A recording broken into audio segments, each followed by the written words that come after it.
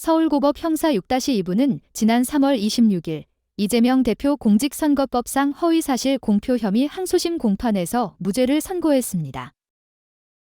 이로써 이재명 대표는 조기 대선이 열릴 경우에 최대 악재로 작용할 가능성이 높았던 변수 하나로부터 자유로워졌습니다.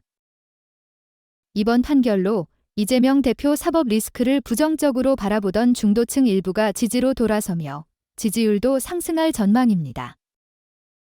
이재명 대표와 국민의힘 주요 대선 주자인 김문수 장관이나 한동훈 전 대표 간의 지지율 격차도 더 벌어질 것으로 보입니다. 기승전 이재명으로 일관해왔던 국민의힘으로서는 조기 대선 국면에서 활용할 만한 카드가 없는 최대 난국에 처한 셈입니다.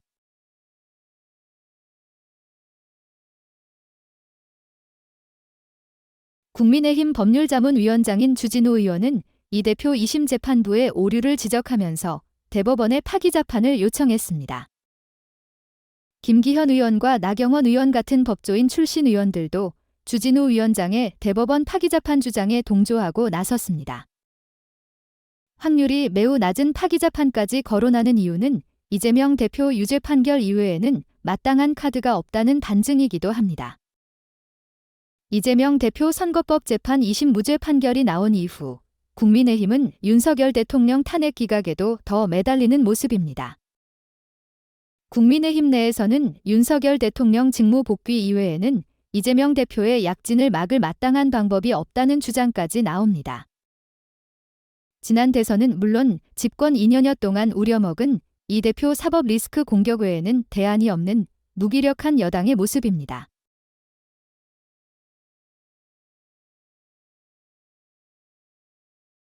첫째, 실력입니다.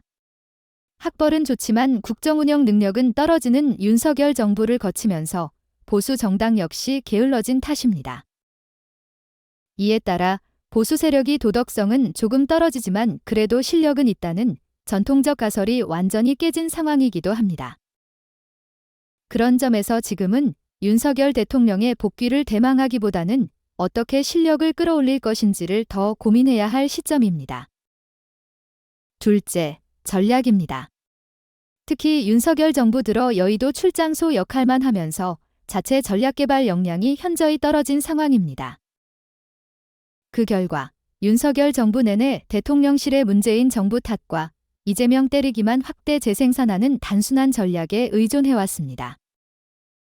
이제라도 전략과 정책 전문 인력과 조직을 보강하고 약화한 여의도 연구원의 기능도 정상화하는 노력을 기울여야 합니다. 셋째, 다양성입니다. 윤 대통령의 당 장악력 강화로 주류 계파성은 더 강해졌고 인재군도 법조인 중심으로 재편되었습니다. 이미 중도 보수 성향의 이준석 전 대표가 탈당해 개혁신당을 창당했고 최근에는 김상옥 의원마저 몰아내려 하고 있습니다. 이런 뺄셈의 정치에 더해 탄핵 국면에서 극우 성향마저 강해졌는데 이를 극복해야 의원 확대와 재집권이 가능할 겁니다. 감사합니다. 구독과 좋아요, 알림 설정도 부탁드립니다.